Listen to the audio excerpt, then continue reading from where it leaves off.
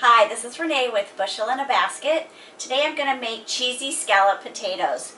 I've been making these for my kids for a while now, for birthdays, special occasions. They really like them, and they're a super simple, easy recipe to make. So you start off by taking a can of cream of mushroom soup, and we're going to put it in this mixing bowl here. We're going to add cream of mushroom, a can of cheddar cheese soup. These are just the small 10-ounce cans. And then you want to add 8 ounces of sour cream to that also. And you just mix all this together. Sour cream in here. You want to get a good mixture of this all together.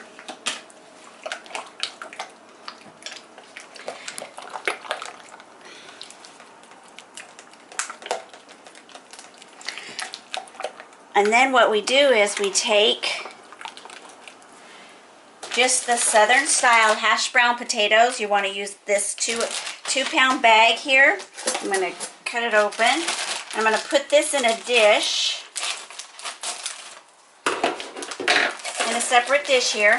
And then what we're going to do is, just put the whole bag in there. Just going to add the cheddar cheese soup mixture into here.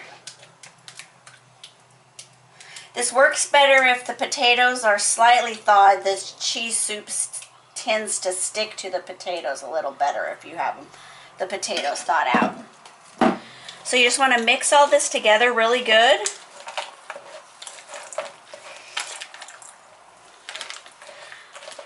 In the meantime, I've got the oven preheating on 375. So they need to cook for about an hour. So once we get all these all mixed in, I'm going to add about half the package of shredded cheddar cheese.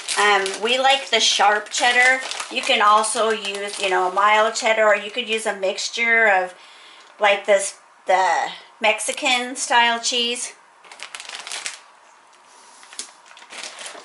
So I want to take about half of it and mix it in with the potatoes.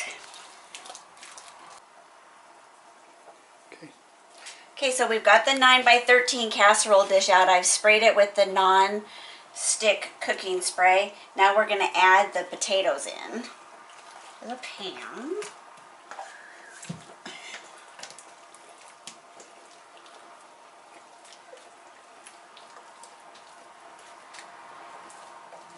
All right.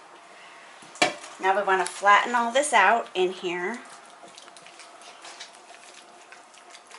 Try to get it all even and spread out good.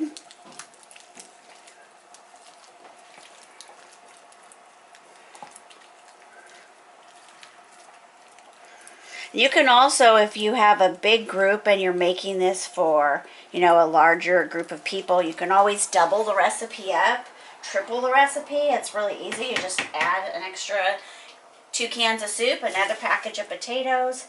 So normally I make 2 full pans full of this. To the top, so I make 2 packages.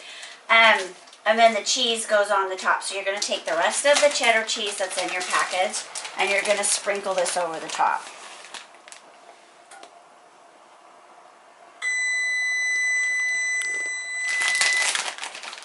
Oven's ready for it to go in, so hear the timer going off. So one other small little tip that I've learned after I get this on, you're going to cover it with foil. And if you're making a double batch and this is all the way to the top, a secret that I've learned is when you put the foil on, if you'll spray the top of the foil the foil side down that you're going to put on there, then the cheese won't stick to the foil and it'll stay on the potatoes. So just going to cover these up, and then we're going to put them in the oven.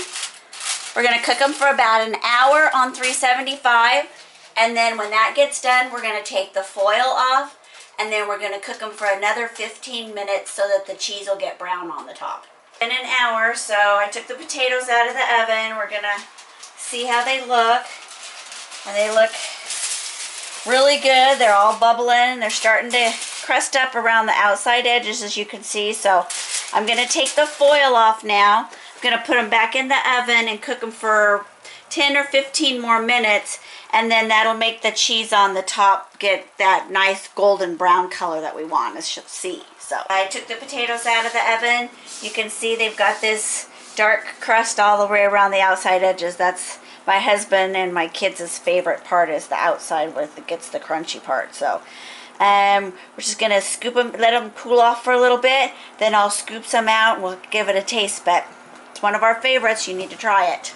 Okay, the potatoes are cooled down some, and I put some on a plate. They're still kind of steaming, but this is what they look like. They look really good, nice and creamy. Like I said, it's one of my kids' and my husband's favorites, so you need to try this recipe.